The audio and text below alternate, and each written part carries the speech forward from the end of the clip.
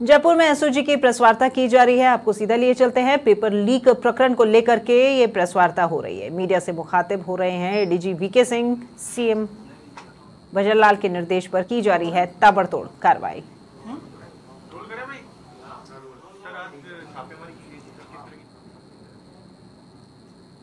आज जो पिछला जेईएन भर्ती केस चल रहा है, उसी के अनुसंधान के सिलसिले में 8 जगह तो जयपुर में और 3 जगह दौसा और 1 जगह भरतपुर में जो अरेस्टेड एक्यूज्ड हैं उनके रिलेटेड जो ठिकाने हैं जहां हमें ऐसा अंदेशा था कि जहां से कोई एविडेंस हमें मिल सकता है, और इनके बारे में, इनकी संपत्तियों के बारे में, इनके लिंकेजेज के बारे में और जो अपराध से संबंधित कुछ महत्वपूर्ण तथ्य मिल सकते हैं, तो उसको लेके आज सुबह छापामारी हुई थी। जो डिटेल टीम है और कहाँ क्या बरामद हुआ है और किसकी क्या संपत्तियाँ उजागर हुई है, वो जो है प्रेस नोट उससे डिटेल पता चल जाएगा। ये हम इसकी कॉपी आपको दे रहे हैं। जो राजेंद्र यादव टीचर अरेस्ट हुए हैं उनकी बहुत सारी संपत्तियों का पता चला है।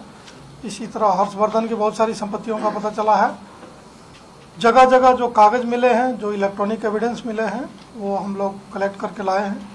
फर्दर उसका एनालिसिस करेंगे और उसमें से जो हमारे काम की होगी उसका इस्तेमाल करेंगे। दूसरा जो एक महत्वपूर्ण अनाउंसमेंट है वो है, आपने पहले कवर किया होगा, इसी जेईएन भर्ती में जगदीश बिश्नोई उर्फ जगदीश जानी, उसकी गिरफ्तारी।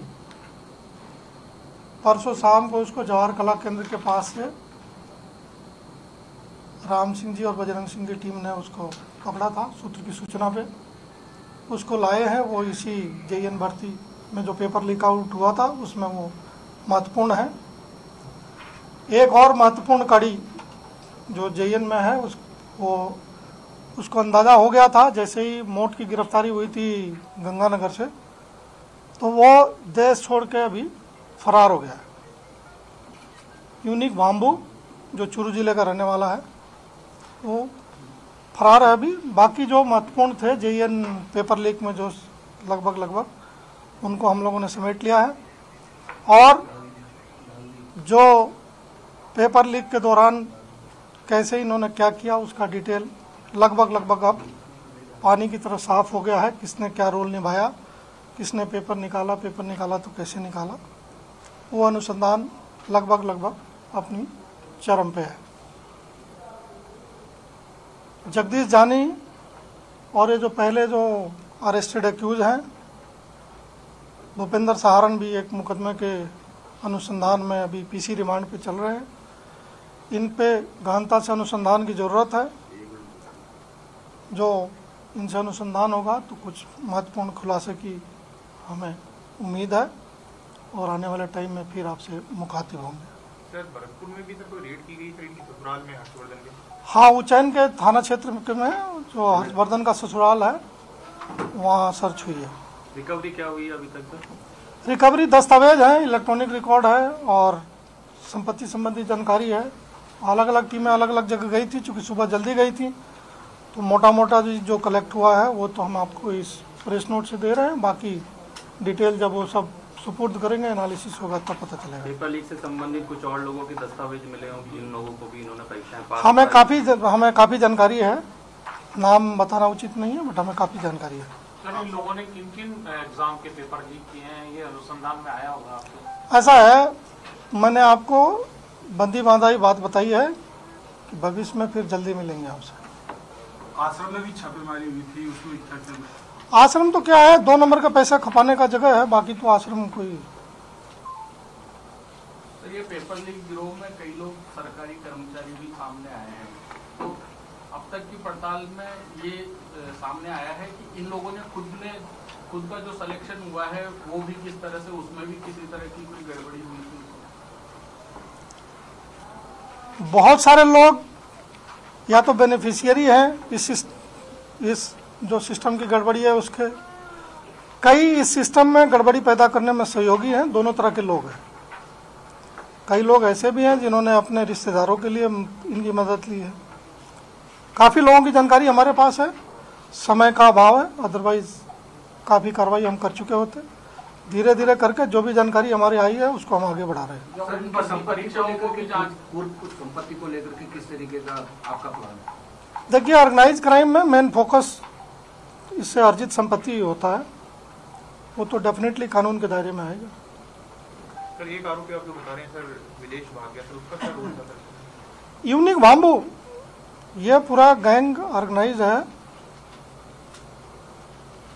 ये सबका रोल बटा हुआ है, कौन क्या करेगा, कमांडो ऑपरेशन कौन करेगा, क्वेश्चन पेपर बाहर आ जाएगा तो फैलाने का काम कौन करेगा, अलग अलग जगहों में कौन कैंडिडेट लाएगा, वो सब अपने आप में ही इन्होंने रोल डिवाइड किया हुआ है। क्या सर ये जो गैंग पकड़ी गई है, क्या लगता है कि आने वाले समय में और कोई नई गैंग या फिर इनकी बी टीम अगर कोई ऐसी है जो एक्टिव है या होने वाली है एग्जाम के आने टाइम? अभी तो हमें फीडबैक यह है कि इस प्रवृत्ति के सारे लोग डेमोरलाइज पड़े हैं, उनको ऐसी कार्रवाई की उम्मीद नहीं थी। सर, इनकी संपत्ति, ये जो संपत्ति मिली है इसको ईडी से अटैच करवाएंगे क्या? 100% इस तरह की कमाई हुई संपत्तियों का अंतिम पड़ाव ईडी या जो नए कानून है उसके तरफ जब्ती है, हम उनको भी देंगे, हमारा खुद भी अपना कार्रवाई करेंगे। नए कानून के तहत डिमोलिश का भी प्रावधान है, तो क्या संपत्ति चिन्हित कर ली गई इन लोगों के? नहीं, अभी देखिए अनुसंधान में बहुत स्लो प्रोग्रेस होता है और काफ़ी कुछ एनर्जी और टाइम लगता है, छोटे छोटे चीज़ को कानूनी तरीके से करने में काफ़ी समय लगता है। हमारे पास सारी कानूनी विकल्प खुले हैं, आने वाले टाइम में हम अपना प्रयास और प्रेशर दोनों इन पूरे इस गैंग पे और अन्य गैंग पे बराबर बनाए रखेंगे। पेपर लीक से संबंधित कुछ आरोपी नेपाल और अन्य देशों के अंदर भाग गए, उनको लाने के लिए कोई प्रयास राजस्थान सरकार, राजस्थान पुलिस, एसओजी के द्वारा? देखिए, अगर जो विदेश भाग गया है तो मैं मानता हूं कि वो मेरे लिए रिलेटिवली मेरा काम आसान करके गया है। कई आरोपियों की और उनके रिश्तेदारों की स्कूल संचालित हो रही, तो क्या स्कूल इसीलिए सभी के रोल एग्जामिन करके जो जिस कानून के दायरे में आएगा, सभी को जो किया है उसको भरना पड़ेगा। तो महिलाएं भी इनके इस गैंग में जो पेपर लीक करने में अहम भूमिका निभाई? देखिए, पेपर लीक करने में तो अभी तक किसी महिला की भूमिका नहीं आई है, लेकिन लाभार्थी के रूप में महिलाओं की भूमिका बहुत है। जिन लोगों ने जो गैंग में, ये सारे जो क्रिमिनल आपको गैंग में दिखेंगे, इनकी धर्मबंदियां कहीं ना कहीं सरकारी जॉब में हैं।